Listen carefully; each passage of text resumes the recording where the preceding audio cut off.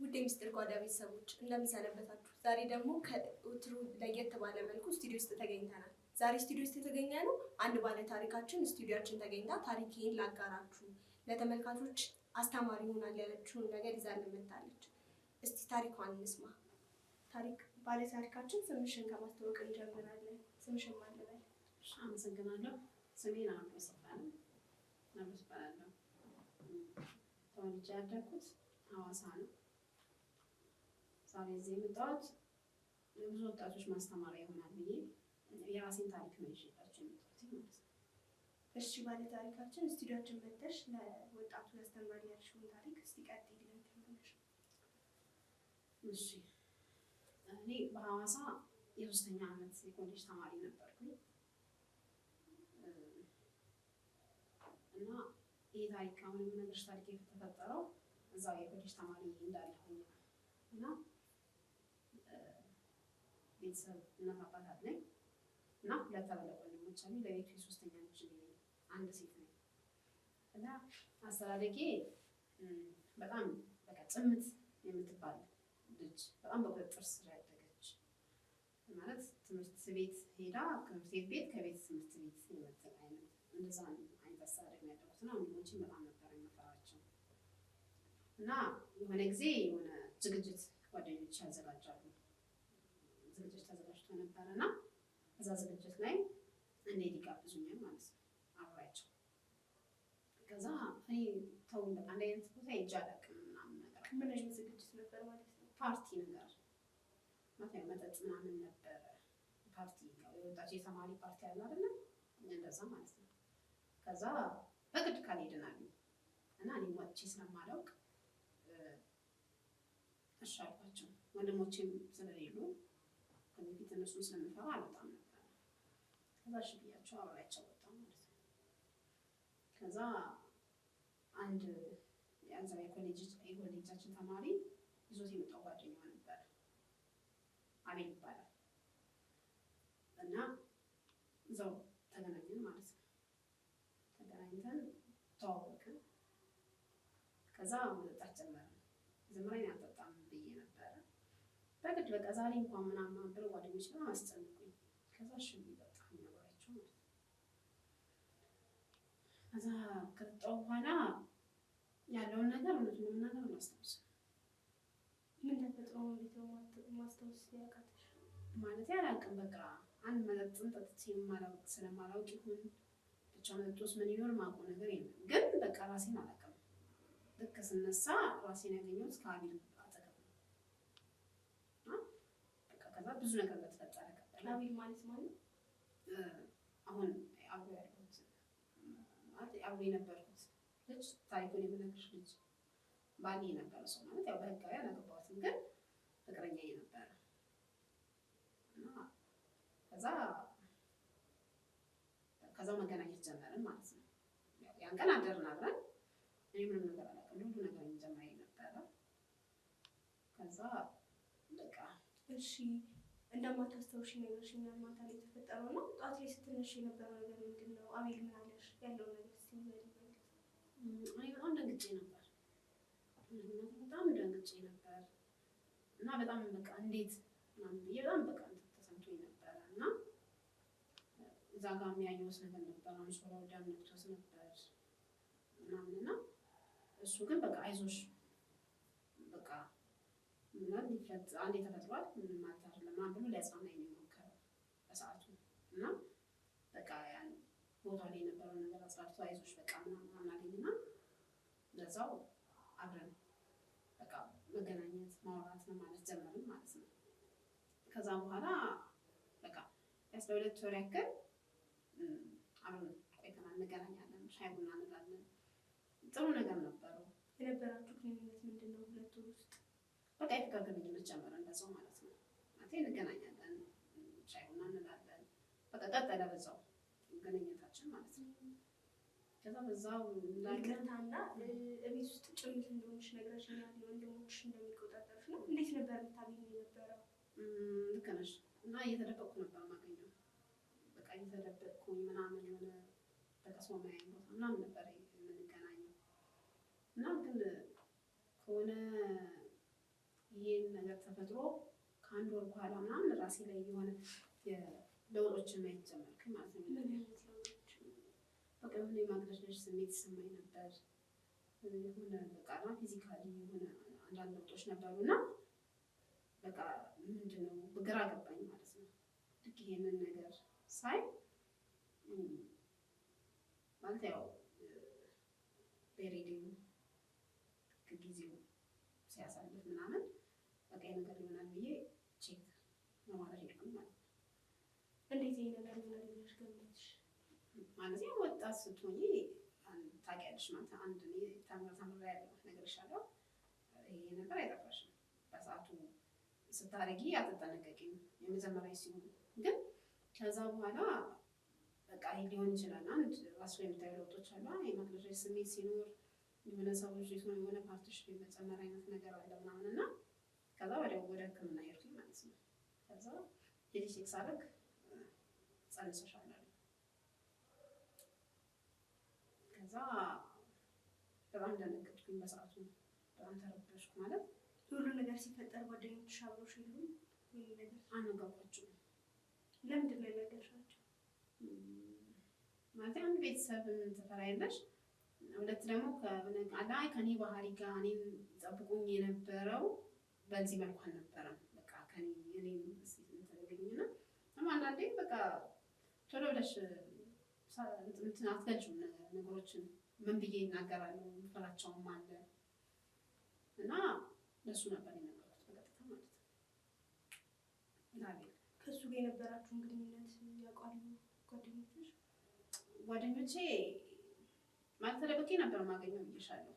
ያን ቀን ከእሱ ጋር አደርኩኝ። ከዛ በኋላ እየተደበቅኩ ነበር ማገኘው። አንድ ቤተሰብ ወንድሞች በጣም ኃይለኞች ናቸው ብዬሻለሁ እና እየተደበቅኩ ነው እሱን ማገኘው። ማለት ጓደኞችሽ ማወቃቸው የሚያል ችግር ነበረው?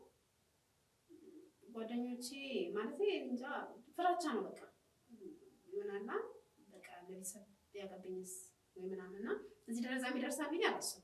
መጀመሪያ ላይ እዚህ የፍቅር ግንኙነት ምናምን አልነበረንም፣ አንተዋወቅም አልነበረንም። በአንድ ቀን በተከሰተ ነገር ነው እዚህ ደረጃ የደረሰው እና ከዛ ይሄ ነገር ሲሆን ደሱ ነው የነገርኩት በቀጥታ ሂጅ ማለት ነው። እሱ ግን ደስተኛ ነበር በሰዓቱ። በቃ ምንም ደስ ብሎት የተቀበለኝ እንዲህ ሆነ በቃ እንዲህ ነው ምናምን ስለው ያለውን ነገር አድርሻለሁ ስለው ደስ እያለው በቃ ችግር የለውም። እዚህ ጋር ልጠይቅሽና ስለሱ ስለ በፊት ነገር ታውቂያለሽ? ጓደኛ ነበረችው ምናምን ይሄ ነገር ታውቂ ነበር? እሱን ነው ነገር የለም ግን በቃ ከኔ ጋር በነበረ ሰዓት ለኔ ጥሩ አመለካከት ነበረው እና ስለ ራሱ ሲነግረኝ ስለ ቤተሰቡ ይነግረኝ ነበረ ምናምን እና ለኔ ጥሩ እንትን ነበረው። በፈለኩ ሰዓት አገኘዋለሁ ምናምን። ስለዚህ ስለሱ ዲቴል እንዲኖረና የሚለውን አላውቅም ነበር፣ ግን እንደሌለው ይነግረኛል ራሱ ምንም ነገር ህይወት እንደሌለው እና ቤተሰብ እንዳለው ምናምን ማለት ነው። ከዛ በኋላ እና ምንድን የምናደርገው ምናምን አልኩት ማለት ነው ይሄ ነገር ሲሆን። ከዛ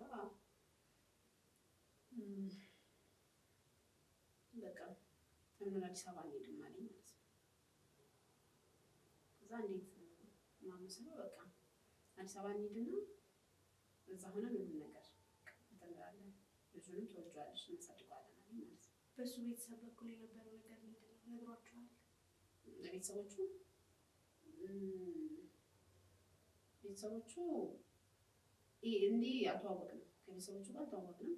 ይሄ በቃ በሰዓቱ እኔና እሱ ነን ይሄን ነገር የወሰንነው ያወራነው እና ይሄ ነገር ይፈጠራል ብለን ቀድመን የተዘጋጀነው ነገር አልነበረም። እንዴት በአንድ ወር ትውውቃለሽ? ከተማ ላይ እኮ ስለመውጣት አስብሽ? እሱን እንዳምን ያለኝ ብዙ ነገር አለ ማለት ነገሮች እሱ ለእኔ ያለው አመለካከት በጣም እኔን ደስተኛ ለማድረግ ይጥር ነበረ። በፈለኩ ሰዓት አገኘው ነበር። ለእኔ በቃ ጥሩ ቦታ ነበረው። በጣም ደስተኛ በቃ ጥሩ ሰው አለ። ያው ከተፈጠረው ነገር አንጻር ቤተሰብ እዚህ ጋር ቤተሰብ ፍራቻ አለ። በቃ እኔ አሁን እዚህ ጋር ምንድነው ቤተሰብ ብዙ ዋጋ ከፍሎ እያስተማረሽ እዚህ ጋር ትምህርቴን ትቼ ነው ወንድሞች አሉ እና በቃ እሱ መልካምነቱ እንዳምነው አድርጎኛል። በቃ እኔ እዚህ ጋር የታየኝ ፍራቸውና ቤተሰቤን ስለሆነ በዛን ሰዓት ምንም ቆመ ያሰብኩት ነገር አልነበረም።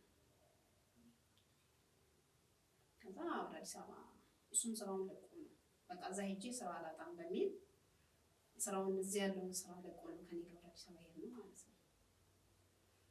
አዲስ አበባ ስንሄድ ግን ነገሮች እንደጠበቅናቸው አልነበሩም። ማለት በጣም ከባድ ነበር። እርግዝና አለ፣ ችግር አለ፣ እሱ ስራ ፈቷል እና አጋጣሚ ተከራይተን የገባንበት ቤት ባለቤቷ ልጅ ማርታ ትባላለች። በጣም ጥሩ ልጅ ናት። ተቀረበች እና እንዲህ ተቀራርበን ምናምን አወራኋት። በቃ አንድ ሰው አገኘሁ ምናምን በሚል ቀርቤ እሷን ማውራት ምናምን ጀመርኩኝ ማለት ነው። እዛ እሷም በጣም ጥሩ ልጅ ናት። ፀጉር ቤት ነው የምትሰራው። ይቅርታና ስትመጡ ምን ተማምናችሁ ነበር የመጣችሁት? ወይስ እሱ ያውቀው ነበር አዲስ አበባ ከዚህ በፊት? እሱ ያውቃል። እኔ መጥቼ አላውቅም። ሐዋሳዎች አላውቅም። እሱ ግን ያውቀዋል። ግን በዛቱ ትንሽዬ ገንዘብ ነበረች ላይ። ከዛ በሱ መጣን። ትንሽዬ ቤት ተከራየን እና መኖር ጀመር ማለት ነው። ግን ከዛ በኋላ ያ የያዘው ገንዘብ በቂ ስላልነበረ መቸገር ጀመረ ማለት ነው። ከዛ እኔ ወጥቼ እንድሰራ አይፈልግም። ከዛ ላይ ጽንሱም አለ። እሱ የሚሰራው ነገር የለም። በጣም በቃ እንዴት ልበልሽ፣ እስቲ ስታረግዢ ብዙ ነገር ያስፈልግሻል፣ ብዙ ነገር ያምርሻል። እኔ ግን አይደለም ያንን ይርበኝ ብላ ነበር። ራብ ነበር። ስለዚህ ያንን መቋቋም አልቻልኩም። አንቺ ራስሽ ተቋቋሚያለሽ ግን ልጅሽ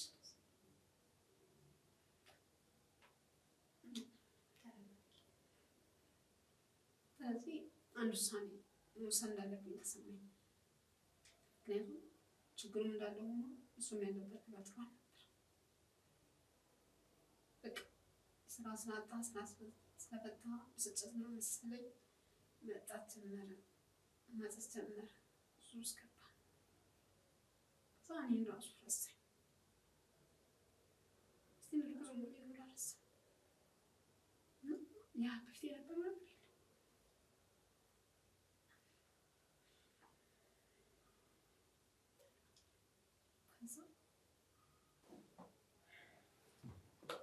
እና ባለቤቴ እሱ ውስጥ ገባ። መጠጣት ጀመረ፣ ሲጋራ ጀመረ። በቃ እኔ ልበልሽ ምንድን ነው ይሄ የሆነ ቁማር አለ የሚቆረጥ እሱን ጀመረ። በቃ ችግሩ ላይ የእሱ ሱስ የእሱ ባህሪ ለውጥ ተደምሮበት አስብ እና በጣም ጸለቀ። ማለቁ ነገር ሁሉ ግራ ገባኝ። ከዛ በቃ የሆነ ውሳኔ መውሰድ እንዳለብኝ ተሰማኝ። ልጅ ነበረች፣ ወስዳ ራሷ ጋር የምታውለኝ ፀጉር ቤት አላት እና የሆነ ስታይኝ አሳዘንኳት መሰለኝ። የናገሩን እንግዳ ነኝ ከዚህ ከአውቶቢስ ተራ ውጭና ከእሱ ከባለቤቶች ማቆሷ ነበር። ከዛ ይዛኝ ሄደች። እሷ ጋር እየሄደች ሆን ነበርና በዚህ ጨንቀኝ ነገርኳት። ብቻ የምወስን ውሳኔ አይደለም። አንድ ገንዘብ የለኝም፣ በሁለተኛ ደረጃ አገሩን አላውቀውም። ከዛ በቃ ማርታ እና እኔ እንደዚህ ነኝና እንደዚህ በቃ ማድረግ ፈልጋለሁ አልኳት። አረ በፍጹም አይሆንም አለች። እባክሽ ተረጂኝ፣ እኔ ለመመለስ ለማስወረድ ጽንሱን ለማቋረጥ ነበር ያደረኩት። ምክንያቱም እኔና እሱ ልጃችንን ብለውን ቸገረች። ግን ብዙ ነሽ ያ ልጅስ ተወልዶ ብላ የተጣፍንታ ነው የሚኖር የሆነ ውሳኔ ወሰን ለልብ ተጠመጥ ማለት ነው። ጫሳታ ሳማክራት መጀመሪያ አይሆንም አለች። ከዛ ግን እባክሽ ብዬ ነው በቃ ተባበሪኝ ይገባል ብዬ ስለምናት ትሻለች ማለት ነው። ምን ያህል ጊዜ ጽንሱ? ያኔ 3 ወር አካባቢ ነው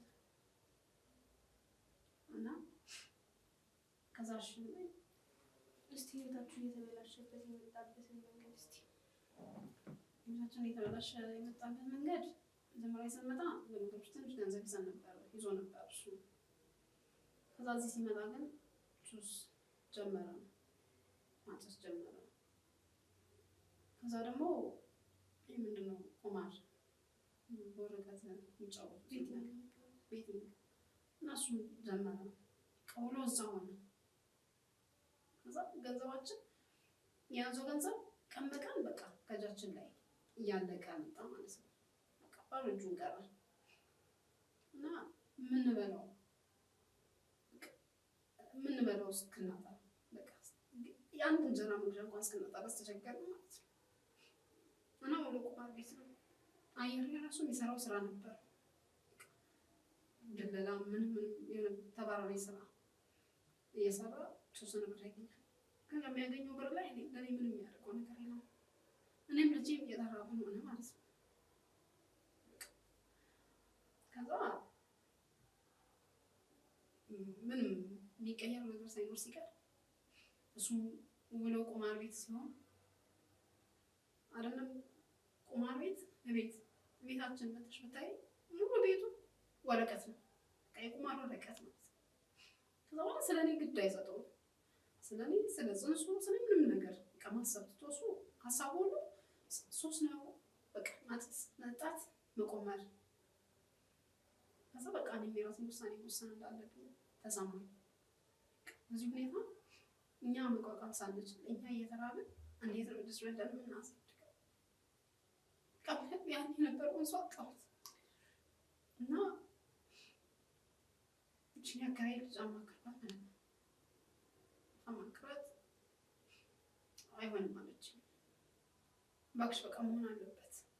አሁን ያለሁበት ሁኔታ ልጆች የማሳድግበት ሁኔታ ላይ አይደለም። ያችንን ኑሯችንን ታውቂያለሽ፣ በጣም ችግር ውስጥ ነው እና እባክሽ ምንድን ነው በቃ ጽንሱን ማቋረጥ እንዳለብኝ። ከዛ እሷ ምን ያህል ጊዜ ሆኖ ምናምን ስል ነገርኳት።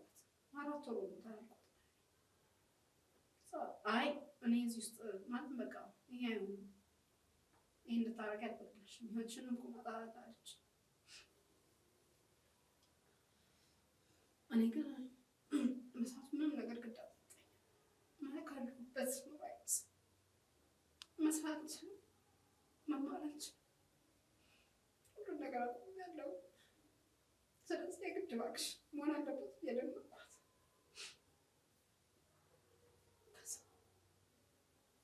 ከዛ ጭቅጭቅ በኋላ እሺ አለች።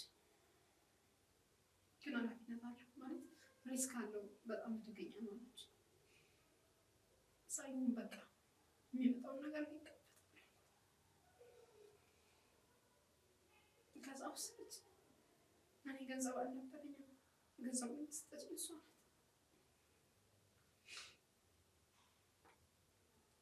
እኔ ነበርኩ ማለት እዚህ አድርጎ ተርዲ ውስጥ 4 ወር ሆኖታል። በጣም ከባድ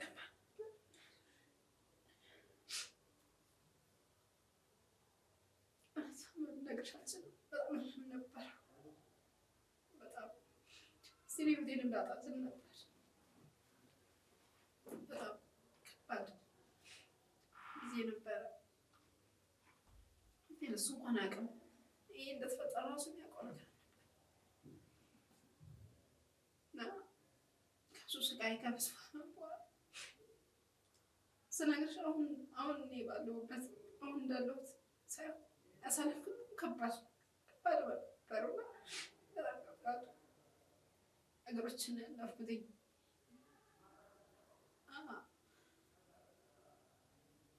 ያንን ነገር በቃ ጽንሱን አቋረጥኩት ማለት ነው። እንዴት ነው ይህ ሁሉ ነገር ሲፈጠር ረሃቡም ሲመጣ ወደ ቤተሰቦችሽ ለመሄድ አላሰብሽም? ቤተሰቦቼ ጋር አፈርኩ። እፍረት ነበር። ምንም ቢሆኑ ቤተሰቦችሽ ናቸው እና እንዴት ነው? ቢሆንም ከባድ ነበር። እንዴት አንድ ረግጫቸውን ትቼ ወጣሁት። ትምህርቴን አቋርጫለሁ። በዛ ላይ እርግዝናውም አለ። ምን ብዬ ወደ ቤተሰቤ ልመለስ? በጣም ፍራቻም እፍረትም ነበር። ወደ እሱ መመለስ አልፈልግም። ይህንን ነገር እሱ አውቋል? አዎ አሮጌ ከመጣሁ በኋላ ነገር ነበር። ምን አለሽ? በጣም ተበድሎኝ በጣም ለማስወረሽ ነው ጉዳዩ? አዎ እሱ ምንም አልታወቀውም ማለት ስቲላ ዛሬም እንኳን እንዲህ ቁጭ ብለን እሱ የቁማሩ ወረቀት ሲሰለችግ እሱ ሲጽፍ ነው የሚሆነው እንጂ ምንም ወደኛ ዞር ብሎ ቼክ አያደርግም ነበር። ግን ይሄን ነገር በቃ ማድረግ ስላለብኝ እንዲያደርጉ ስለው በጣም ተበደለኝ። በጣም የዛ ጉዳት እንዳለው ሆኖ ተቀያለሽ ይሄን ነገር ያደረኩት ምክንያቱም በሕክምና የሆነ ጊዜ ገደብ አለው። እኔ ይህን ውሳኔ የወሰንኩበት ጊዜም ደግሞ አልፏል። ስለዚህ የግድ ማድረግ ስላለብኝ በባህላዊ መንገድ ነበር ያደረኩት። ያው ጉዳት የዛ ህመም እያለ እንደገና ደግሞ እሱ ያስረዘብኝ ጉዳት ዱላ ነበር፣ ድብደባ ነበር። ምንድን ነው ድብደባ? ሀሳቡ ምንድን ነው? አላውቅም። አንድ ለምን አረግሽ እዛ ጽኑ ሳሰሩት ማለት ነው በባህላዊ መንገድ ነው እና በጣም ከባድ ነበረ። እስቲ ውርጃውን ሲያረው ማህፀኔን ጎርቶት ነበረ እና በጣም ህመም ነበረው። ከዛ ተኝቼ ነበር ከቤት ተኝቼ እንዳለው እሱ መጣና ማለሽ ማለት ነው። ከዛ ያለውን ነገር ነገርኩት። በቃ መሆን ስላለበት እና ውሳኔ ወስኛለሁ አልኩት ማለት ነው። ከዛ ጥቂት ስነግረው እዛው ባለሁበት ደበደበኝ። በጣም እዛ ህመም ስለነበረ አልቻልኩም። ደብደቡ ሰዎችን ለመጥራት ለመጫወት ነገርሽ? እኔ አልቻልኩም። ከዛ በኋላ ግን ሳቃስ ጎረቤቶች ሰሙ። አናውጥ ሲፈጥሬ በጣም ታምሜያለሁ። ከዛ ይዘውኝ ወደ ሐኪም ቤት ሄዱ። ሆስፒታል ማለት ነው። ሆስፒታል ሲወስዱኝ ግን ሐኪሞች አይተውኝ ያሉት ነገር በጣም ከባድ ነው እና ለምሱ ነበረት ተጎድቼ ስለነበረ ይሱላ የሚባል በሽታ እንዳርጌ እንደነበረ እንደተደረኩኝ ነገሩኝ ማለት ነው። እና ሌላ መልሽ ከባድ በጣም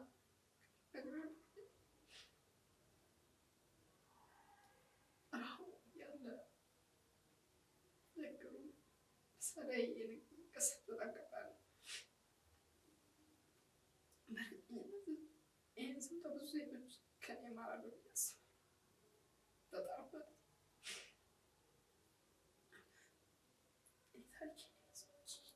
እና ያው ስቃይ ውስጥ እያለሁ ሆስፒታል ገብቼ በቃ ያስቸገረችን ልጅ ማርታ ያለች ማለት ነው። በቃ ያየሽ መሞት የለብሽም የቤተሰቦች ስጥ ማግኘት አለብኝ አለች። አሰብ ተቀብላ ደወለችላቸው። ከዛ እናቴ መጣች። ብዙ ሆስፒታል እንዳለው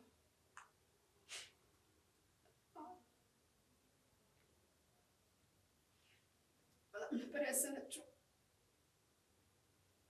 እኔም በጣም ነበር ያፈርኩት። እዛ ስቃይ ውስጥ ሆኜ ቢሆን ያደረኩት ነገር ስህተት እንደነበር ስለገባኝ አይናቸውን እንኳን የማይጠቀሙ ነበር። እሷ ጋር ምንም ቢሆን እናስብነት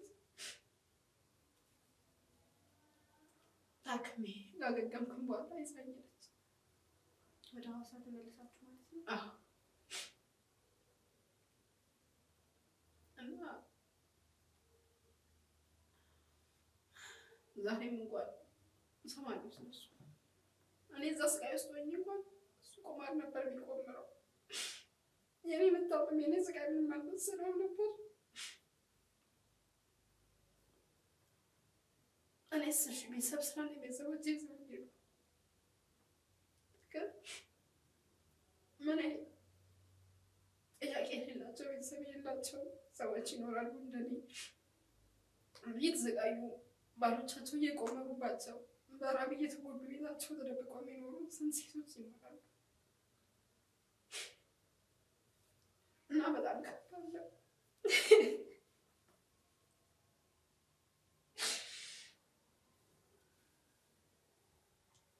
እናንተም የመጣሁት ምናልባት ይሄን አይተው ሊኖሩ ይችሉ አሁን ደግሞ ቤታቸው ነው ተደብቀው እናስቸግራቸውን መናገር ወጥተው በይፋ ማስረዳት ሳይችሉ የሚረዳቸው ሳይኖር ቤታቸው ውስጥ ስንቶች ተጎድተው ስንቶች በሽተኛ ሆነው የሚኖሩ ይኖራሉ። ለእነሱም ጭምር እነሱንም የሚጎዱትንም ድምፅ ሆኜ እንደገና ደግሞ ወጣቱ እንዲማር ከኔ እንዲማር በማሰብ ለእናንተ የመጣሁት። ምን ያህል ጊዜ ነው የሁሉ ታሪክ ከተፈጠረ? 6 ወር በፊት 6 ወር በፊት። አሁን አንቺ በምን አይነት ሁኔታ ላይ ነው ያለሽው? ስለሱ ሰምተሽ ታውቂያለሽ? አዎ አሁን ያለሁት እግዚአብሔር ይመስገን ጥሩ ሁኔታ ላይ ቤተሰቦቼ ጋር ነው። ትምህርቴንም ለመቀጠል እያሰብኩ ነው። ነገሮችም ተስተካክለዋል። ግን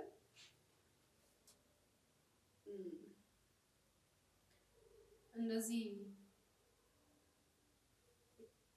ስንት ሚስቶች፣ ስንት ልጆች፣ ስንት እናቶች ይኖራሉ እንዲህ ባሎቻቸው እየጎዷቸው እነሱ በቁማር ቤት ገንዘባቸውን እያጠፉ ሚስቶች ተበድለው የሚኖሩ የሚራቡ ልጆች ይኖራሉ። እና እኔ ማሳለፍ የምፈልገው በቃ ይሄ ነገር የሚመለከታትን መፍትሄ ቢል በቃ ቢያንስ ስለ ልጆች ስለ ሚስቶች ብለው ይህ ነገር መፍትሄ ቢል ደስ ይለኛል።